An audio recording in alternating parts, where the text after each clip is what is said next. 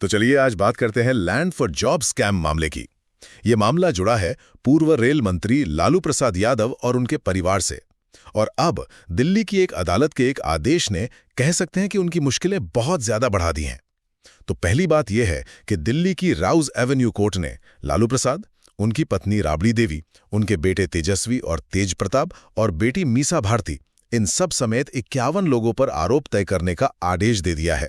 अब इसका सीधा मतलब यह है कि कोर्ट को पहली नजर में ही केस में दम लगा है और इन सब पर अब बाकायदा मुकदमा चलेगा। दूसरी बात, कोर्ट ने इस मामले पर जो टिप्पणी की है वो बहुत बहुत सख्त है। जज ने साफ साफ कहा कि लालू प्रसाद ने रेल मंत्रालय को अपनी निजी जागीर की तरह इस्तेमाल किया और इसे एक आपराधिक उद्यम तक बता दिया। अब सीबीआई का आरोप क्या है? आरोप यह है कि 2004 से 2009 के बीच जब लालू रेल मंत्री थे, तब ग्रुप डी की नौकरियों के बदले में लोगों से जमीनें ली गईं, और वो भी बाजार से बहुत ही कम कीमत पर, कभी कभी तो बस 1/4 दाम पर।